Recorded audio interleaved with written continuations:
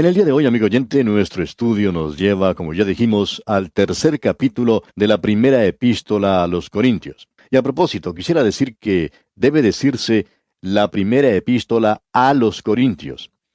Hay muchos hermanos a quienes hemos escuchado decir primera de Corintios, y debe ser primera a los Corintios porque es una carta dirigida a los Corintios. Bien, usted recordará que en nuestro programa anterior estuvimos observando la claridad del Espíritu Santo.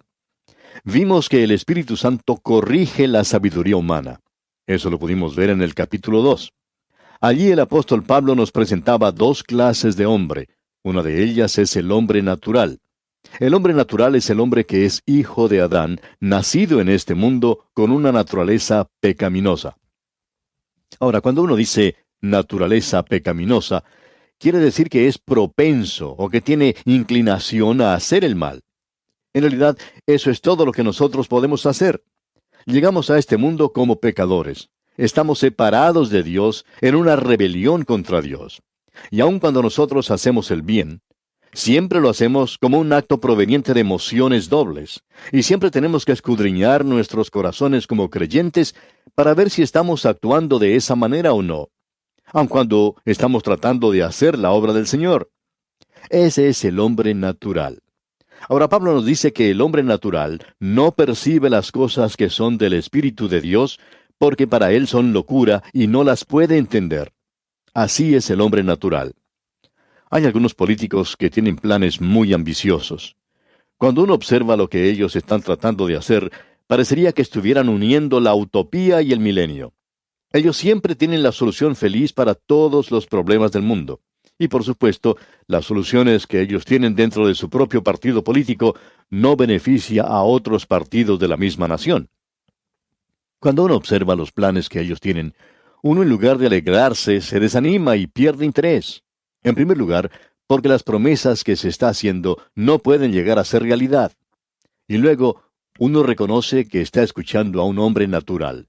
Él no tiene ningún entendimiento de lo que es espiritual. Por tanto, él no tiene ningún interés en soluciones espirituales para los problemas que enfrenta. Ahora, él puede quizá resolver el problema de las drogas, pero no en una forma espiritual.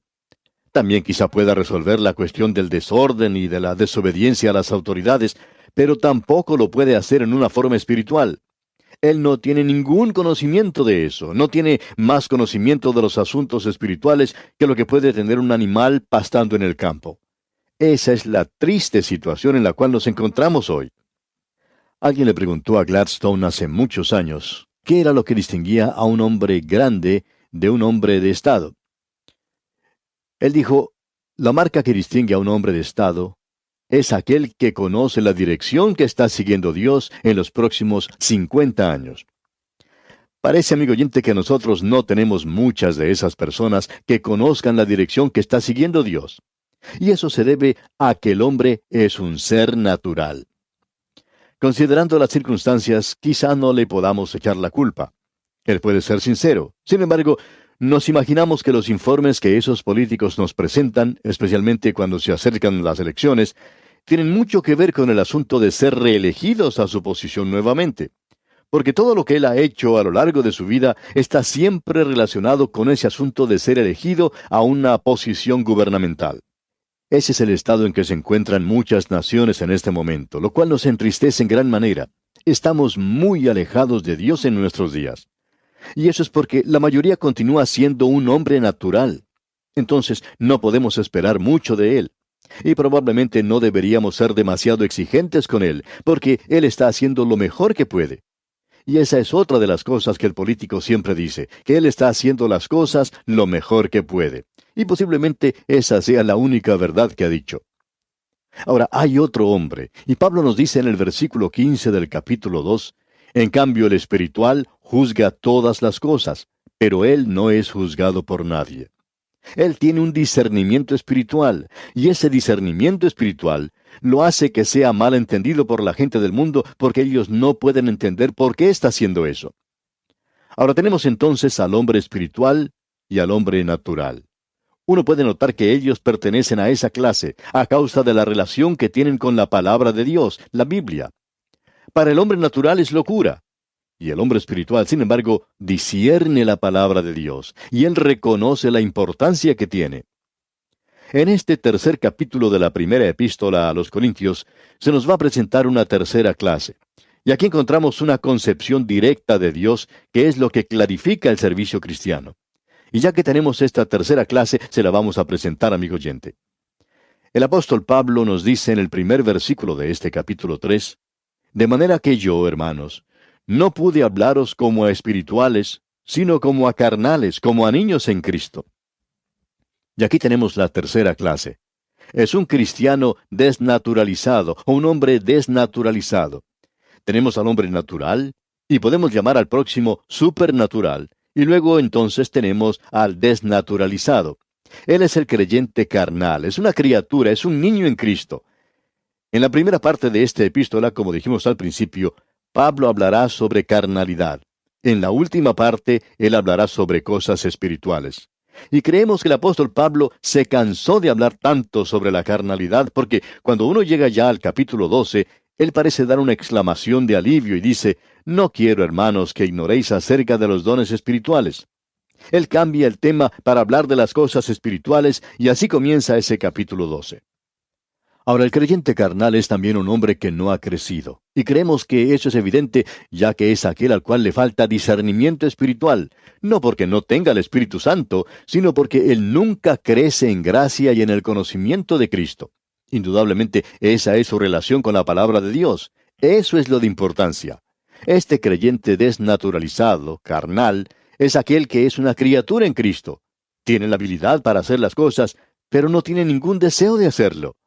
Una criatura tiene en sí la posibilidad de llegar a ser un hombre bien educado, pero para hacerlo tiene que comenzar por beber la leche. Y Pablo dice aquí en el versículo 2 de este capítulo 3 de su primera epístola a los Corintios, os di a beber leche y no vianda, porque aún no erais capaces ni sois capaces todavía. Por tanto, Pablo no les sigue hablando de cosas espirituales. Él seguirá haciendo mención de aquello que es carnal. Y este es el lugar donde se encuentra viviendo la iglesia de nuestro día, amigo oyente. Ahora, ¿cómo puede uno identificar a un creyente carnal? Bueno, es el creyente que está usando el débil brazo de la carne. Los métodos que usa son carnales y por medio de ellos quiere llegar a obtener resultados espirituales. Son aquellos que siempre están diciendo en la iglesia, tengamos un banquete, una comida. O aquellos otros que dicen, pongamos una presentación musical para que la gente conozca la música moderna. Esos son los creyentes carnales. La palabra carnal viene de sarkikos, que quiere decir el hombre renovado que aún anda según la carne. La palabra carnal viene del latín y del francés carna, que significa sensual. Es aquello que es atractivo a los sentidos, no al espíritu. Y es por esa razón que uno tiene tanto en las iglesias hoy que es atractivo para los sentidos, pero que no lo es para el espíritu. Y esa es la razón por la cual la mayoría de sus programas no tienen resultado. Ellos logran que grandes multitudes entren en sus locales, pero no van a ninguna parte. La palabra carnaval proviene de esta palabra carna, o sea, carne. Y val o vala quiere decir despedida o adiós a la carne. Ahora, el carnaval es algo que tiene lugar antes de Cuaresma, y se le llama carnaval porque durante la Cuaresma se le dice adiós a las cosas de la carne. Es por eso que la gente come y bebe exageradamente, para luego quedar saciados y poder soportar lo que viene en la Cuaresma. El apóstol Pablo habló de esta gente diciendo, cuyo Dios es el vientre, allá en su carta a los Filipenses, capítulo 3, versículo 19. Esa quizás sea la manera cruda de hablar, pero habla de cosas que son mucho más crudas. Hay muchas personas para las cuales esta descripción es muy apta. En otras palabras, dejan que la carne haga lo que quiera. Ahora hay personas que dicen, bueno, yo no soy un creyente carnal y tampoco creo en el carnaval. Soy un creyente separado. ¿Cuál es la marca o la señal de la carnalidad? Bueno, veamos lo que dice aquí el versículo 3. Porque aún sois carnales, pues habiendo entre vosotros celos, contiendas y disensiones, ¿no sois carnales y andáis como hombres? ¿Qué es entonces un creyente carnal? ¿Y dónde podemos ver la evidencia de eso? En cualquier lugar donde haya luchas y divisiones, allí es donde se encuentran las cosas carnales. En muchas iglesias fundamentalistas en el día de hoy, uno puede ver divisiones, chismografías, luchas, rencores, odios y envidias que se están mostrando porque la carne está en control. Y cuando uno pierde la paciencia y se enoja, dice, bueno, yo soy una persona muy franca. No, amigo oyente, lo que usted en realidad piensa es ser malo, eso es todo. Y uno puede cambiar una organización en una iglesia en un carnaval. Lo mismo le puede hacer a una reunión de oración o a la sociedad misionera o en la escuela dominical cuando uno provoca luchas, envidias y divisiones. Quizá usted sea una de esas personas que no mira la televisión y que tampoco va a ese o a aquel lugar, pero que en realidad es un creyente carnal. Veamos lo que dice Pablo. Él aún no ha terminado. Leamos los versículos 4 hasta el 6 de este capítulo 3 de la primera epístola a los Corintios. Porque diciendo el uno, yo ciertamente soy de Pablo, y el otro, yo soy de Apolos, ¿no sois carnales? ¿Qué pues es Pablo y qué es Apolos? Servidores por medio de los cuales habéis creído, y eso según lo que a cada uno concedió el Señor. Yo planté, Apolos regó, pero el crecimiento lo ha dado Dios. Ambos son obreros de Dios. Pablo había sido el misionero, el que había comenzado la obra en un nuevo territorio. Luego llegó Apolos y por medio de reuniones predicó y edificó a los santos, pero los dos son siervos de Dios. Ahora el versículo 7 dice, así que ni el que planta es algo, ni el que riega, sino Dios, que da el crecimiento. Usted puede ver, amigo oyente, que no es ni el predicador ni tampoco el maestro, sino Dios quien los está usando. Y si Dios los está usando, no es necesario reconocer el mérito que pueda tener el hombre. Hay que dar la gloria y la honra a Dios. Notemos ahora lo que dice el versículo 8 de este capítulo 3 de la primera epístola a los Corintios. Y el que planta y el que riega son una misma cosa, aunque cada uno recibirá su recompensa conforme a su labor. Necesitamos reconocer hoy que hay otros hombres a los cuales Dios está usando, y que ellos pueden estar haciendo las cosas un poco diferente. Y esa no es razón suficiente para que yo pueda pensar que ellos están haciendo algo malo. Porque yo reconozco que muchas personas, aunque no están haciendo las cosas como a mí me gusta, sí están haciendo las cosas que Dios quiere que ellos hagan. Y Dios los está usando. Conocemos a muchos a los cuales Dios se está usando, pero que no están haciendo las cosas de la forma que yo las hago, por ejemplo, o que a mí me gustaría hacerlas. Pero ambos somos obreros de Dios. Ahora el versículo 9 dice, porque nosotros somos colaboradores de Dios, y vosotros sois labranza de Dios, edificio de Dios. Estamos trabajando todos juntos en esta tremenda empresa. Continuemos ahora con el versículo 10. Conforme a la gracia de Dios que me ha sido dada, yo como perito arquitecto puse el fundamento y otro edifica encima, pero cada uno mire cómo sobreedifica. Lo importante en el día de hoy es que divulguemos la palabra de Dios y el Evangelio que puede salvar a los hombres. Y luego otros hombres pueden sobreedificar en ese fundamento. Ahora ese fundamento ya ha sido colocado, fue colocado hace más de 2000 años y uno no lo puede volver a hacer. Todo lo que podemos hacer nosotros es señalar, mostrar hacia ese fundamento que es Cristo Jesús. En el versículo 11 continúa el apóstol Pablo diciendo, porque nadie puede poner otro fundamento que el que está puesto, el cual es Jesucristo.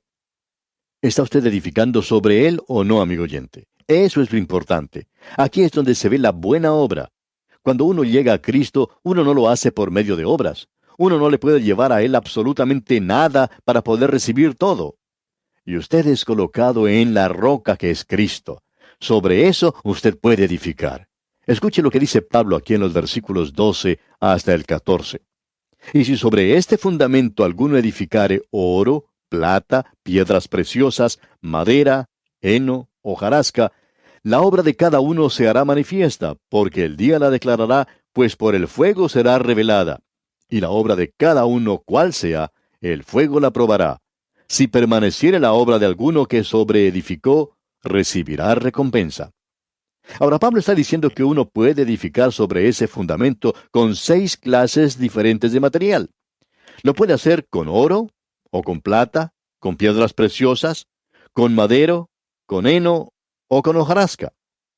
A los primeros 3 de ellos, el fuego no les hace nada. En realidad, el fuego purifica el oro, la plata y las piedras preciosas. Pero la madera, el heno y la hojarasca son rápidamente consumidas o quemadas por el fuego. Ahora, uno puede edificar sobre el fundamento con oro, plata, piedras preciosas, madera, heno, hojarasca. El versículo 14 dice, si permaneciere la obra de alguno que sobreedificó, recibirá recompensa. Es decir, si él edificó con oro, plata o piedras preciosas. Opinamos que alrededor nuestro hay muchos santos de Dios que son maravillosos en realidad. Es emocionante ver que este programa radial llega a gente de toda clase y de toda condición. Y hemos podido conocer a algunos personalmente y a otros por medio de cartas que Dios está usando de una manera maravillosa y que están edificando con oro. Usted sabe que una pequeña partícula de oro no se destaca mucho. No todos lo pueden ver, quizás solamente Dios sabe que eso es oro. Pero uno puede ver una pila de heno a muchos kilómetros de distancia. Y hay mucha gente que está edificando con heno, y todo el mundo se entera de lo que están haciendo. Pero eso es simplemente heno, y algún día serán probados, y entonces no habrá ninguna pila de heno porque el fuego lo consumirá todo. Y lo mismo ocurre con la madera y la hojarasca. Ahora el versículo 15 dice, si la obra de alguno se quemare, él sufrirá pérdida. Ahora, ¿quiere decir eso que él pierde su salvación entonces? No, amigo oyente, por supuesto que no. Porque ya hemos leído que si permaneciere la obra de alguno que sobreedificó, recibirá recompensa. Pero si lo consume el fuego, dice, él sufrirá pérdida. La segunda parte de este versículo 15 dice, si bien él mismo será salvo, aunque así como por fuego.